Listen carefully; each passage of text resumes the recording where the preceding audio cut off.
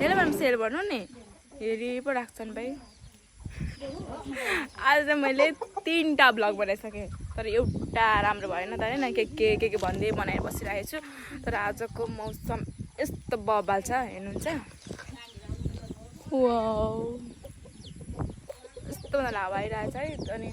आज चाहिँ मलाई एकदम अल्छी लागिरहेको थियो त्यही भएर मैले ब्लग बनाउँदै बसेँ अघि मम्मीहरू कालोबन्दा जानुभएको थियो अनि कालोबन्दा जाँदा अनि मैले ब्लग बनाउँदै बसेको थिएँ मम्मी आन्टी अनि बुनु हेर्दै बसेको थिएँ अनि मोबाइल हेर्दा वाक्क लागेर अनि मैले ब्लग बनाउन स्टार्ट गरेको अनि पछाडि चाहिँ हाम्रो ठुलो मम्मी आउँदै हुनुहुन्छ उहाँ हाम्रो ठुलो मम्मी हो हजुर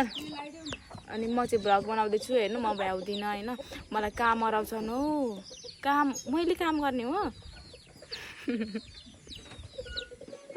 आयो कहाँबाट बोल्न आइरहेको छ यत्रो मलाई थाहा छैन होइन तर कोही छैन नि त्यही भएर यत्रो धेरै बोल्न आएको चाहिने ठाउँमा त बोल्न आउँदैन मलाई फेरि मलाई काहीँ चाहिने ठाउँमा नि बोल्नु पर्यो भने कहाँ हुन्छ थाहा छ यहाँ यो जिब्रो त नि यहाँ पुग्छ यहाँ बोल्न सक्दिनँ बोल्नलाई यो नचाहिने ठाउँमा त पतर गर्ने हुन्छ नि त्यहाँ यस्तो बोल्न आउँछ नचाहिने ठाउँमा बोल्नु पर्यो भने यति बोल्न आउँछ चाहिने ठाउँमा अलिकति कसैले तिम्रो नाम के हो भनेर सोध्यो भने म भन्न सक्दिनँ नि म यस्तो जिन्दगी छ अनि आज मैले ब्लग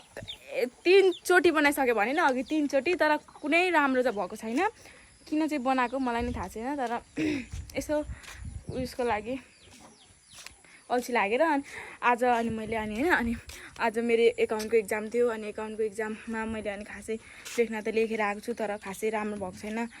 हिजो त्यत्रो पढेर गएँ लास्टमा क्वेसन कस्तो आएको छ महाभारत यस्तो क्वेसन आएको थियो